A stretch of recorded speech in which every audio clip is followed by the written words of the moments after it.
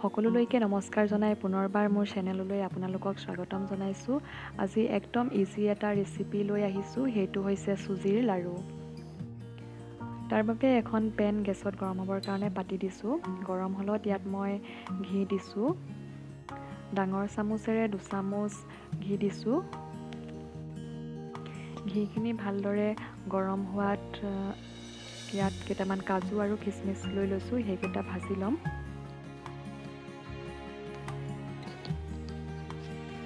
গেছটো চিমত দি লৈছোঁ। এতিয়া কাজুকেইটা দি অকণমান ৰঙচুৱা হোৱালৈকে ভাজি ল'ম।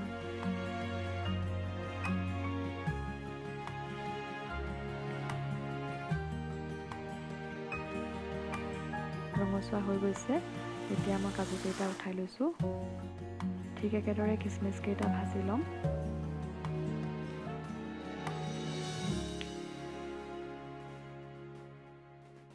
অকণমান ফুলি গৈছে খিচমিচকেইটা, আৰু অকণমান দেৰি ভাজিলেই হ'ব।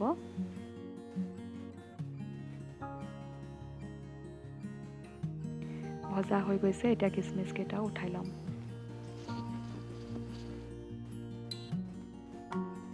ইমানটো জোখত ভাজিলেই হ'ল, অকণমান ৰঙচুৱা হোৱালৈকে। এতিয়া মই আধা কাপ চুজি লৈছোঁ এই কাপটোৰে। এতিয়া ঘিখিনিত চুজিখিনি দি ভালদৰে ভাজি ল'ম। গেছটো চিমত দি ভাজিব লাগে। চিমত দি লৈছোঁ গেছটো। ভালদৰে ভাজি ল'ম। 7-8 মিনিটমান ভাজি ল'ম।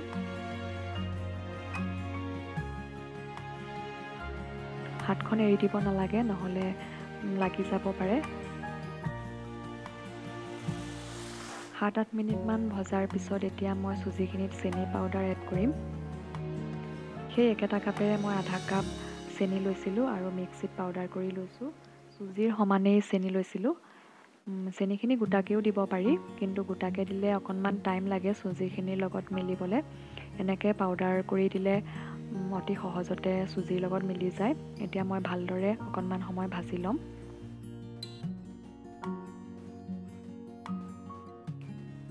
হাতখন এৰি দিব নালাগে, সঘনাই লৰাই ভাজি থাকিব লাগে।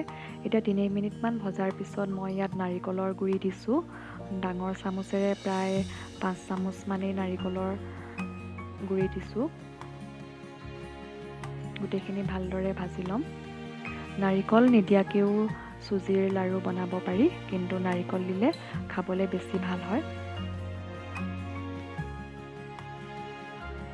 গোটেইখিনি ভালদৰে ভাজি ল'ম 5 মিনিটমান।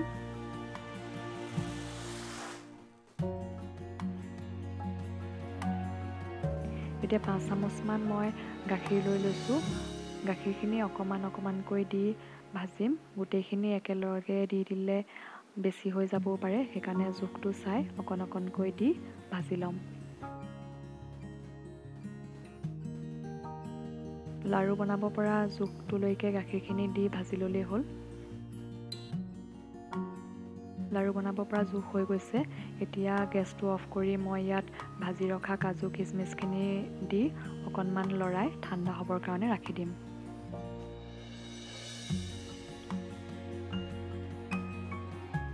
ঠাণ্ডা হ'বৰ কাৰণে এখন প্লেটত উলিয়াই ৰাখি দিছোঁ। ঠাণ্ডা হোৱাত মই এতিয়া মুঠি মাৰি চাই ল'ম। ভালদৰে মুঠি হৈছে, মানে আমাৰ বনাবৰ কাৰণে ধুনীয়া জোখ হৈছে। এতিয়া ভালদৰে লাড়ুকেইটা বনাই ল'ম। অকণমান গৰম ভাপ থাকিবলৈ দিব লাগে, বৰ বেছি ঠাণ্ডা হ'লে লাড়ুকেইটা হৈ নুঠিব।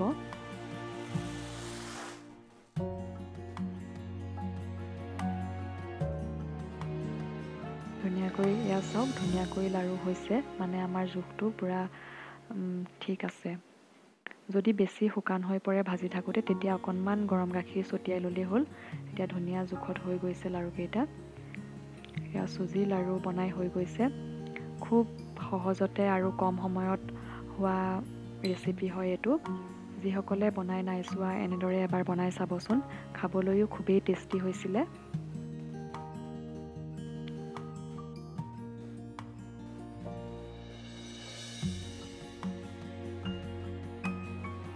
যদি ভিডিঅ'টো চাই ভাল লাগিলে, তেনেহ'লে লাইক কৰিব, কমেণ্ট কৰিব, শ্বেয়াৰ কৰিব। যদি মোৰ ভিডিঅ'টো নতুনকৈ চাই আছে তেনেহ'লে ছাবস্ক্ৰাইব কৰি দিব আৰু ভিডিঅ'টো চোৱাৰ বাবে বহুত বহুত ধন্যবাদ।